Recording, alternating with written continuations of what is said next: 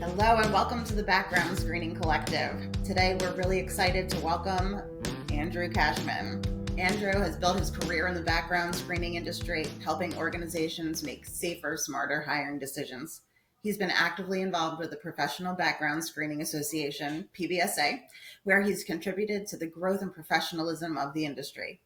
Andrew brings a passion for connecting people, improving processes, and keeping the focus on what really matters, building trust. Well, thank you. Wow, that was really nice. I didn't even deserve that, Meghan. Nice job. Hi, Robin. Hi, Izzy. How are you? Welcome, Andrew. Thanks for taking the time to meet with us today. It's awesome to have you here. Great. So I'm happy excited. to have you. The annual conference is coming up. Why is this conference a can't miss event for background screening professionals? If someone's on the fence about attending, give us your best argument for why they should go. And the answer can't be to see you. Yes, well, it will be good to see all of you, and I hear you're speaking, and so am I. So this and any other conference, PBSA specifically, it's just, and we're going to talk about more of this later, but networking is huge. You know, it's a great time to go see our peers, our competitors, sometimes both, right?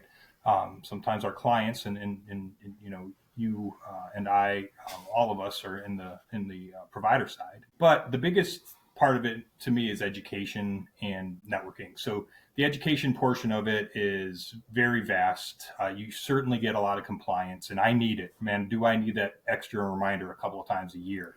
Right? Does anyone else need that a little bit to be pushed, because you want to put it out of your head? Yeah. You want to put it out of your head, but it is important, and not only what compliance is becoming and evolving to, but you need those basics too. So that's a big deal. And then past the compliance track, there are other tracks. And is your session? Tell me your session again. Let's plug that really quick. We are presenting for the end user, so just a guide for the end user. So excited about that. I think that's a really good topic, especially coming from a provider standpoint. So that that track is kind of a mishmash, right? Like it's mixed, and I like that. That's a good idea. And I guess I'll end the question on that. I think it's a good place to put your heads together with others and just come up with some ideas. So if you're a first-time attendee and you're going to PBSA, what's the first thing somebody should do when they arrive? Well, before they even arrive, I think they should sign up to have a mentor. It's just something that isn't used to its fullest, and it's available. So if you sign up for the mentorship, you can align yourself with someone that's been there. I was a mentor for the mid-year also. We didn't have enough mentees, but I was lucky enough to have one, and it was a good experience, right? Like I was able to dork out and say, "Oh my God, you're going to love PBSA," and tell people, tell my mentee all about what I brought out from it, introduce them to some people. So if you're a first time attendee, I would say sign up for the mentorship, and if you're not a first time attendee, I would say sign up to be a mentor. And how do you sign up to be a mentee? How do you get to that information? So that should be in registration. I'm going to make that guess. If I'm wrong, then we can add a note to this. But from what I understand, it's at registration that you'd request that. I didn't even know that was a thing. I wish I had, because it's so intimidating at first, right? Conferences can feel so overwhelming. So what advice do you have for making it a better experience? I mean, you talked about the mentee, and that's the mentor-mentee relationship, and I think that's key. I didn't even know that existed. I wish that I did. I totally would have done that. Any other tips that you think are valid that's worth people knowing about? Sure. And it's easy for me to say now, right? I've been going to these things for 20 years, and hopefully I don't take too much of the time on this podcast, but I'll try to give history lessons too at the same time, right? So when I was a first time attendee, it wasn't even PBSA. It was at actually Clearwater. It was at this beautiful location. You walked out of the back of the hotel, and I think it was about 200, 300 yards to the ocean, but it was all sand and beach. It was really cool. I recall kind of, and I'm kind of an introvert myself. I have to push forward to become extroverted, right? And so, I had some of those pangs of anxiety when I first came in. And so I get the question. And to be honest with you, 20 years later, it's still, I say 20 years, it's probably a little bit more than that. So the pangs of anxiety existed then, and they kind of exist now. You go look into that open exhibit hall when you walk in, and it's okay. It's first day of school type thing, right? So they existed. Some things that helped me is you call somebody that is going, and if you have that luxury, and you say, hey, when are you going to be there, and try to set things up. But my biggest thing, and I guess this is going into the networking question, is smile and say hello.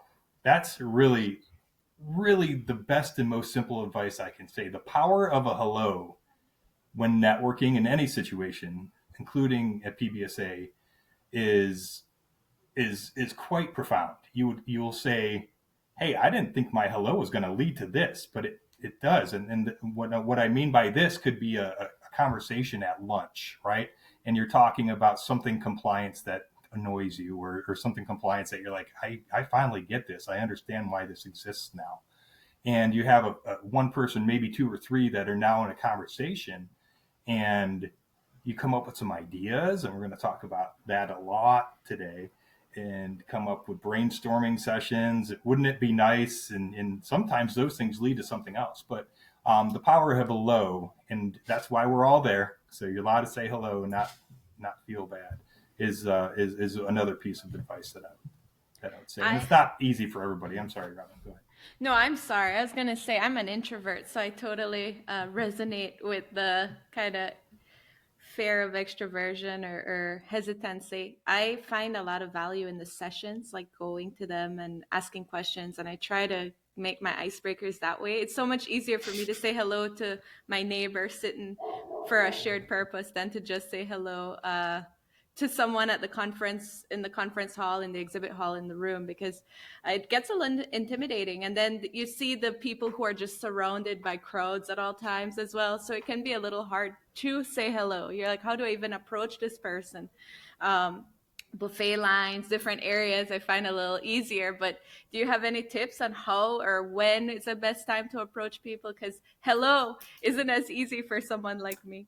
Oh, I get it. And I'm just like you. I get annoyed by extroverts. So, I'm assuming Meghan and Izzy are, but that's a bad assumption, because sometimes people push through it. So Meghan's shaking her head no. No, salespeople Like, are introverts, but like that push through and are super extroverted because they have to be. It's part of our job. It's like a mask. Right. No, I'm super uncomfortable. I have to take breaks throughout the day at PBSA because it's super overwhelming for me to be around so many people.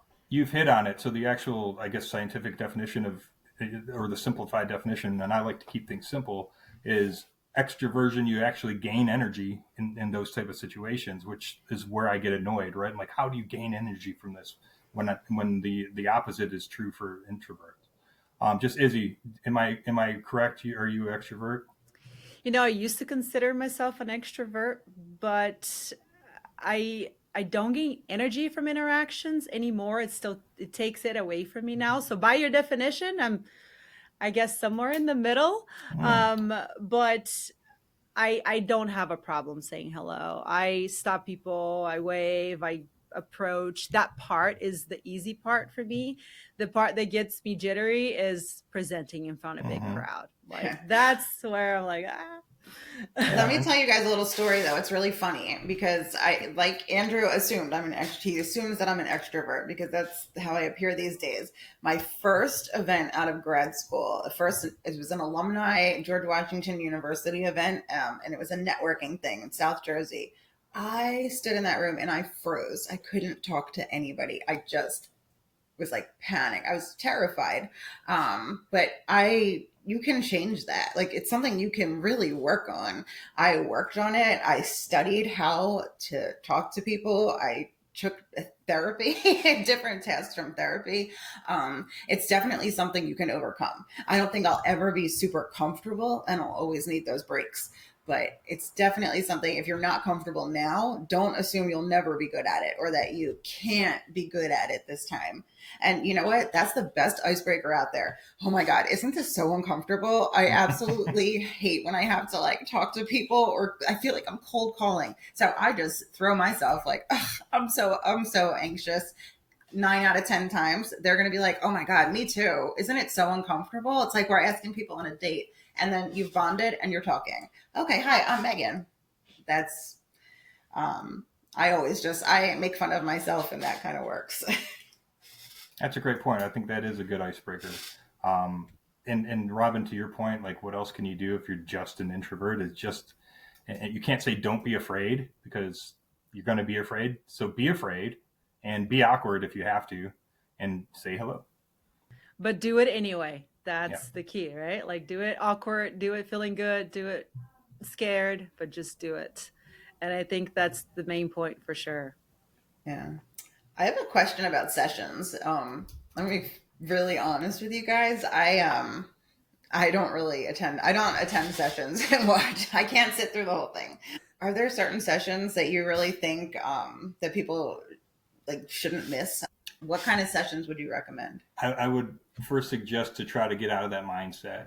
They all apply to all of us. I know some of them are harder to take in than others. And it's not even we have very good speakers. It's sometimes just the type of content, right? The content when it comes to some compliance, not all, some compliance really can be invigorating. You're like, oh my gosh, that can happen. Maybe one day they'll have some sessions where they change the names and the dates but we could hear about some of these lawsuits that happen. And man, I would listen because those are crazy and interesting.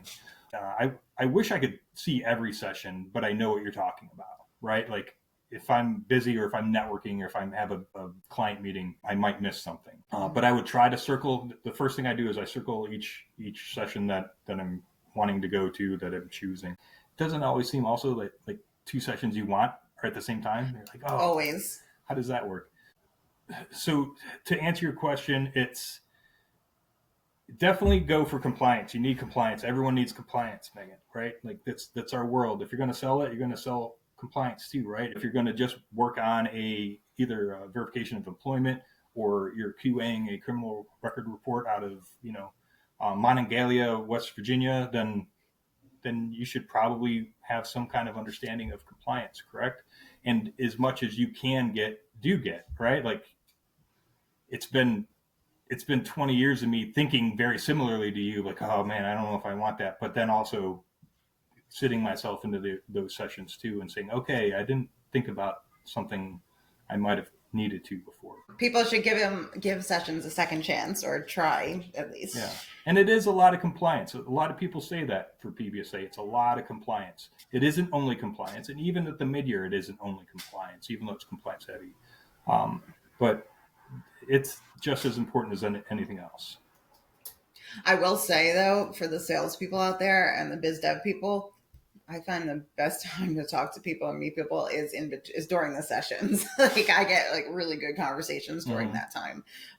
So from a networking perspective, it all depends, I guess, what your job is and what you're hoping to gain. Yeah, and that's good that you have the flexibility to do that. I would say that even for education purposes, I've learned a lot outside of sessions just by being around people. So education isn't just the sessions. Definitely. Absolutely. And let me ask you this, circling back to the awkward hello from our previous question, how do you turn that awkward hello into a true partnership? Like, how do you go from meeting someone at a conference, not scheduling a meeting, randomly networking, to that partnership relationship, to that, I want to see you every conference, let's connect, I love hanging out with you, let's have dinner. How do you, because that's what it seems like, the majority of the group, that's when business really happen, right? When you kind of get to know each other as human beings beyond the nice to see you, come look at my booth and get some swags, right? Like, how do you turn the awkward hello into meaningful partnerships? From my perspective as a buyer, PBSA and NAPBS at the time was 90% of what I did. I went to every single one for almost every year. I think I've missed 4 or 5 in the history of the industry or the conference. And my network grew and grew and grew from there. And then obviously, you look in other places too. But I wouldn't miss it even when I started going, and I'm like, all right, I'm not meeting anyone new, but it's good to continue to learn about what someone is offering, even if I didn't use them before. So from that perspective, they did those things correctly, right? They would follow up with me, and through that, I made a great relationship. So we could talk about later. I will name drop too, by the way, if that's okay. As on the other side, and I'm no expert in this, but it's definitely been good for brand. I'll tell you that right now. Like, you might not make a sale right then and there, but if you had really cool orange blazer on, or something like that, and someone, and you tell me, Izzy, did someone reference your orange blazer when you called them with a follow up? You say, hey, remember us? We were in the orange blazers. I do get that a lot. Right.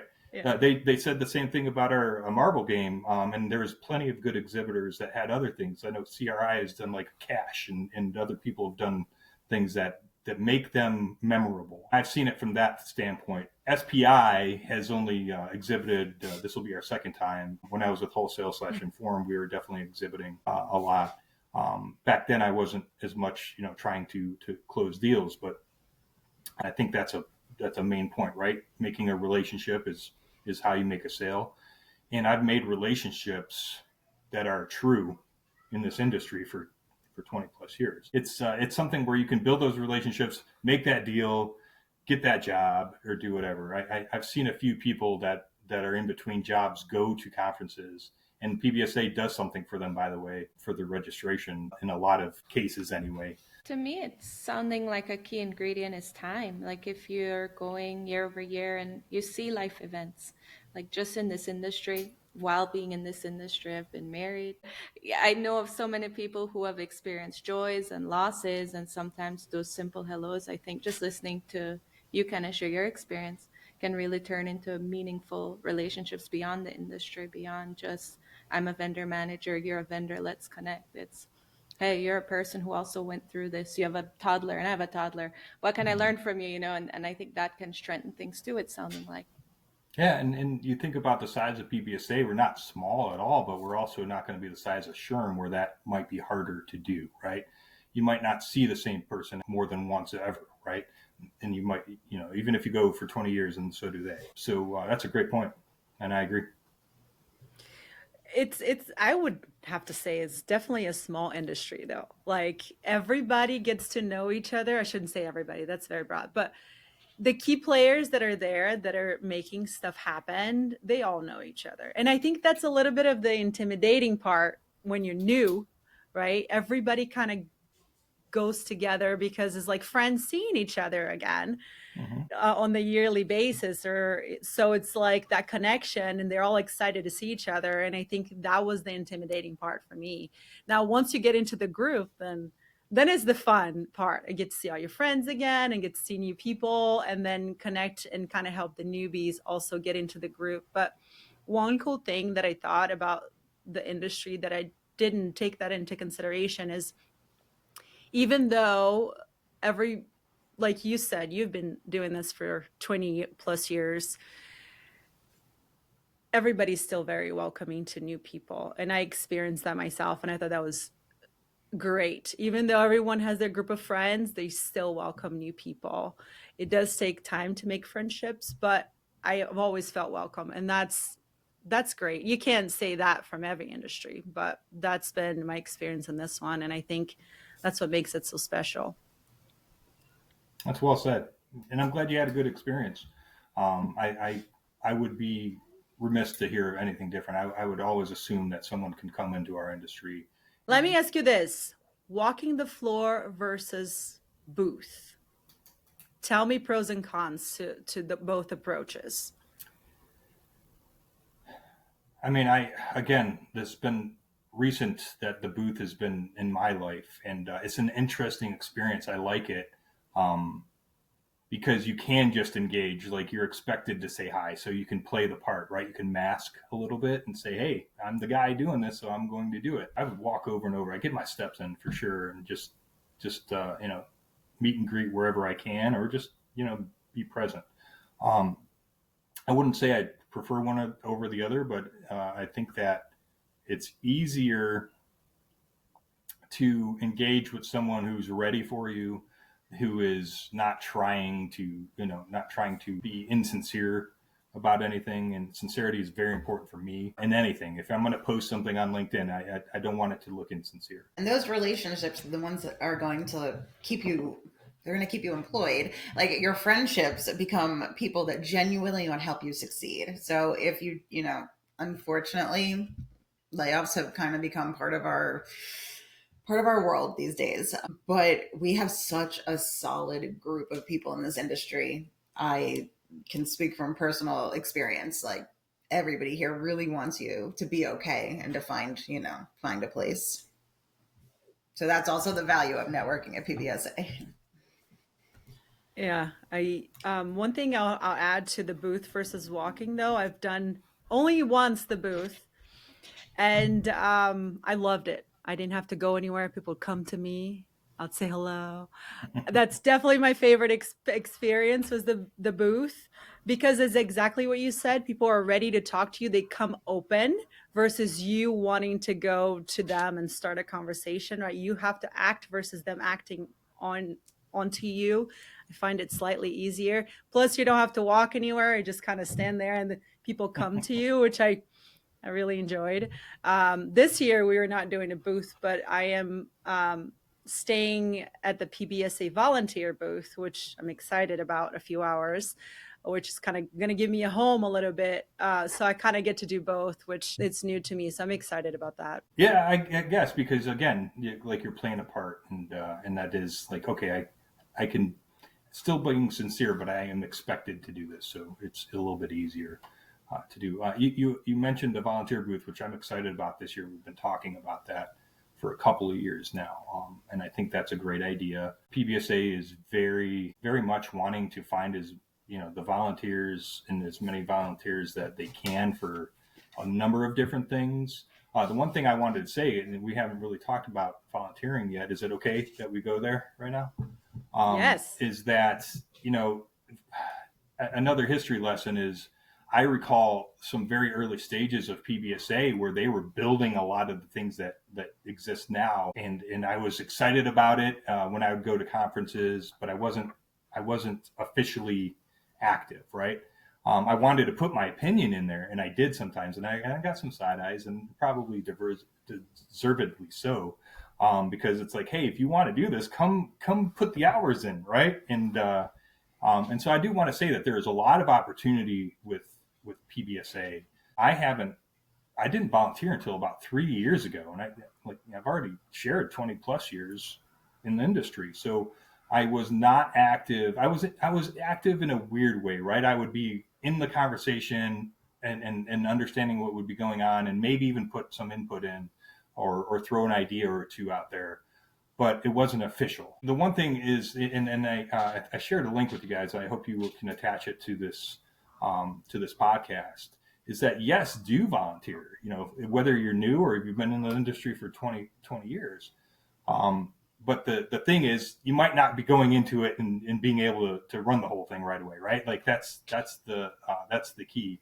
I would definitely, and I'm repeating myself from the last provider advisory group, but this is important to say twice, is task forces.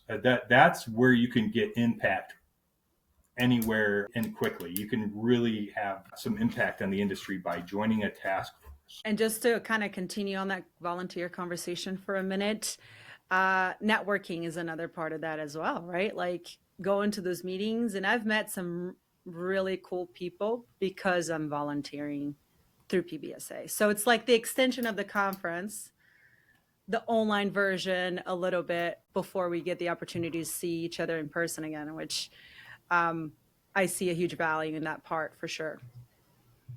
Yeah, and then outside of PBSA, and I'm looking at both of you who've attended local meetups, and I've done one we're about to do our second here on Thursday this week. I've done one in the Cleveland area, and I know you guys are doing that too. Like, that's outside of PBSA. You can network with your peers and not even need to go to a conference. So I think that's really cool. Andrew, what's one piece of advice that you wished you had gotten before your first PBSA conference? Oh, we've covered so many already. So I know. So don't drink too much. That's a good one. That's a great one. Maybe I've had one too many, but I've seen it happen where it could be. It used to be called NAPBS conferences. It's open bars and everything that you have to just be careful. And I think that's still true. It's pretty tame nowadays, but yes, it's an open bar still. Don't drink too much. But that's the main one. And then the other ones, I think you guys have said a lot on this podcast already about just the way, to understand yourself and how you can approach different situations in networking. And then, that power of hello. That's something that's taken a long time for me to practice. And I still push myself. So to follow up on the don't drink too much, tell us a crazy story from this industry. What is your craziest PBSA story? And it can be anonymous. You don't have to use names. I will. I'll use myself as the example, and it's not that it's tame. It's tame enough, but I think on 2 or 3 different occasions there has been some kind of karaoke available at the secondary parties, like that PBSA sanctioned party, and I've definitely done that, and I get razzed about that here and there, or maybe someone will be nice and say, "Oh, you sounded so nice." So I think that type of thing, and that goes past, Robin, I don't know if you have any abilities like that, but that even as an introvert, you're like, well, wait a second, I can do this, right? Oh, Robin, tell him. So the intro music for the podcast is an instrumental of the music from a band I'm in. So I'm definitely, you said karaoke. Cool. I was like, oh, if it's an Anaheim karaoke group, I'll be there. Very cool. Well, I want to talk to you more about that at the conference because I have some interests that are aligning with that. So very cool. She should connect with Jason Morris. I've been seeing him post about musicians a lot lately. Oh, he manages a couple of bands. Yeah. Yeah, and bringing them into the industry. He wrote what was it? How background screening professionals or musicians make good background screeners. Yeah, they're good analytical thinkers in a different way. He and I have talked about that many times over the years, and I think it's a really good idea. Plus, there's a persistence. I mean, especially you talked about AI, all these AI artists and the AI music. How do you persist through that? I think us screeners, background providers, I mean, even those on the end user element, you have to be very persistent because things are always changing. So I think there's a good overlap there too. Good point. Now, if you invite me for karaoke, I'll probably sing just like you did. We can do a terrible duo. That'll be fun. It's a cool thing. And I'm not saying I was terrible, Izzy. I'm just saying that I'll do it, right? Like, I see. So we'll be there. And maybe I was terrible. It doesn't matter. I still have fun doing it, right? So, but that's the thing. You're like, oh, okay, here's one thing I can do in a group of people that is fun, and kind of put yourself out there. But that's the cool thing about karaoke is that anyone could do it. So get up there and have fun, right? Getting to our last question here, Andrew. First off, congratulations on being the co-chair of the U.S. Council, voted in. You're like a true big member now. It's really exciting. So your years of effort, here we are. That's amazing. So congratulations on that. That's such an incredible achievement. I appreciate that. I thank you for that. I've been lucky. I will say that. I had a really good time the last 3 years being the co-chair of the provider advisory group, and being able to be nominated and fill this position as the co-chair. And Kevin Horval will be the chair this year. I'll tell you this about just volunteering. PBSA in general, without volunteering, has definitely helped my career. And I'm hoping, and I can tell from afar that it's something that should help people like you or others that we've talked about, first time attendees, things like that. it definitely has been a huge help for me. I've always said that. Volunteering has been tenfold. It's just been a lot more in depth, and anything that I've given to the association, it's given back and then some. All three of us are competitors, and a lot of competitors with CRAs are at PBSA. And I always appreciate when competitors can come together and be not only friendly, but put their heads together and do a few things. And I see a lot of that, not only with providers, but with the CRAs. And I just think that's wonderful. Money comes still. It's weird, right? Like, hey, you're not losing out on business because you're sharing. So that's it. Share at the lunch table. Share your ideas. They could be bad, and I'm not afraid of doing that, right? But just put it out there. Put yourself out there, and if you have feelings and thoughts on the industry, share.